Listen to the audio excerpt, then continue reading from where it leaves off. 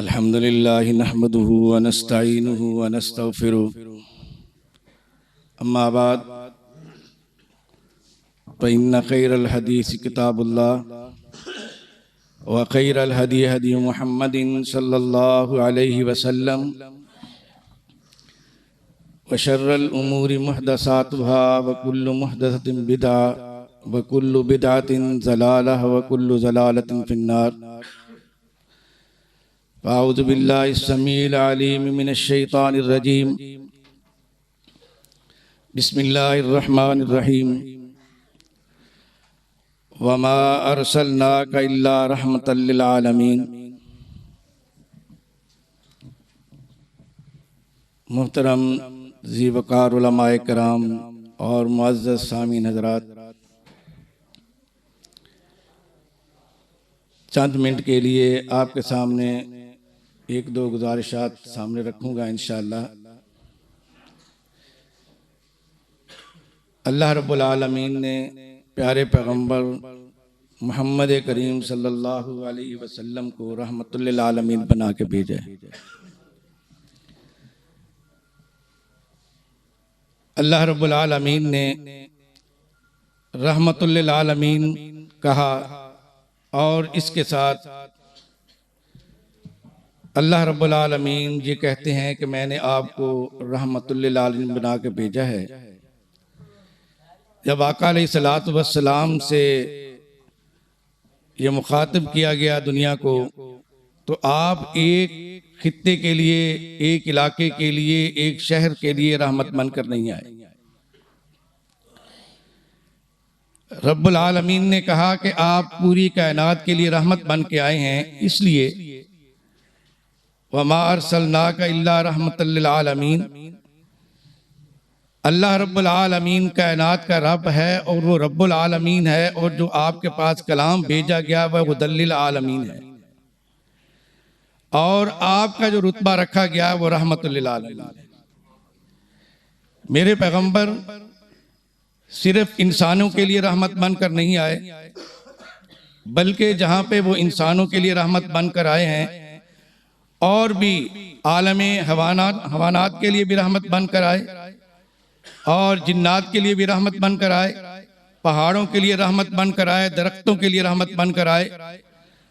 और इंसानों की बात ली जाए तो बिलखसूस इंसानों में अल्लाह रब्बुल आलमीन ने रहमतुल लिल आलमीन को रहमतुल लिल आलमीन कैसे बनाया। और जरा देखते हैं कि मेरे आका अलैहिस्सलातु वस्सलाम अपनों के लिए भी रहमत, बेगानों के लिए भी रहमत, बच्चों के लिए भी रहमत, बूढ़ों के लिए भी रहमत।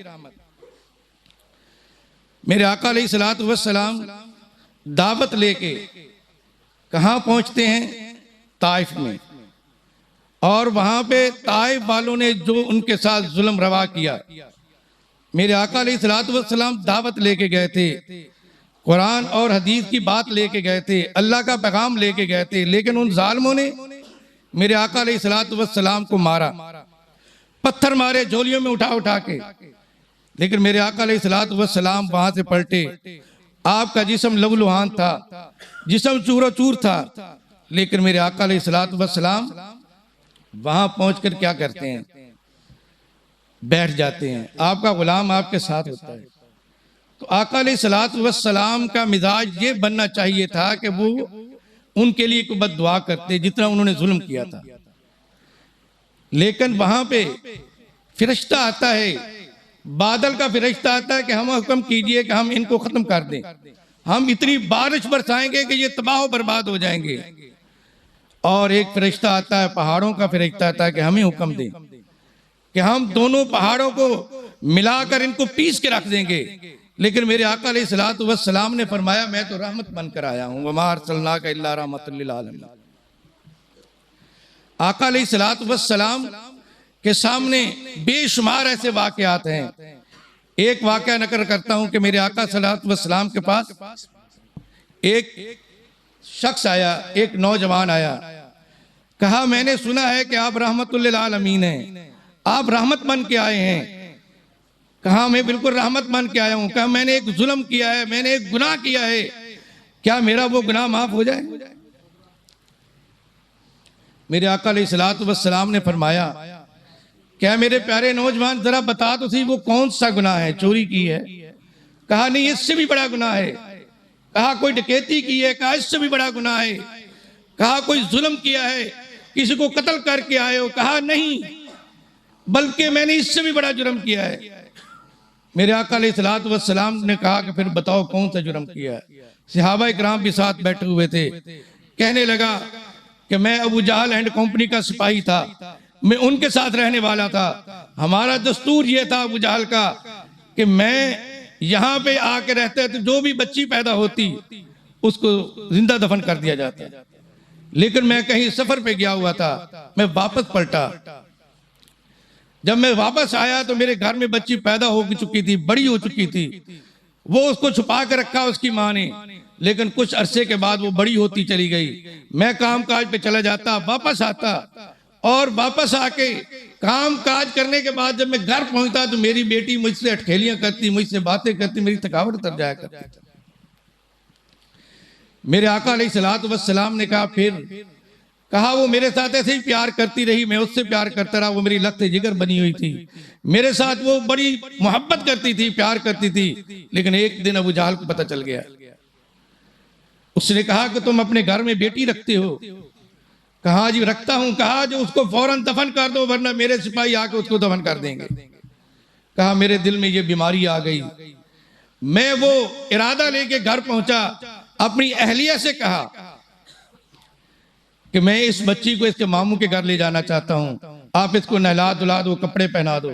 लेकिन मेरे दिल में बीमारी थी, मेरा दिल परेशान था, और मैंने सोचा हुआ था कि मैं इसको दफन कर दूंगा। मैंने अपनी कुदाल और कसी उससे बाहर रखी हुई थी पहले से ही। उसकी मां ने उसे तैयार कर दिया, और उसको तैयार करने के बाद वो लेकर चली गई। उसने अपने बाप के सुपुर्द किया, बाप उसको लेकर बाहर निकल गया। उसने उसको उठाया, सीने से लगाया, कुदाल भी उठा ली, कस्सी भी उठा ली। चलते चलते एक पहाड़ की तरफ, एक जंगल की तरफ चला गया। बेटी ने कहा कि बाबा जान, ये मेरे ननिहाल का मामू का घर इधर तो नहीं है। कहा चुप कर जा, इस पे आगे बात ना कर।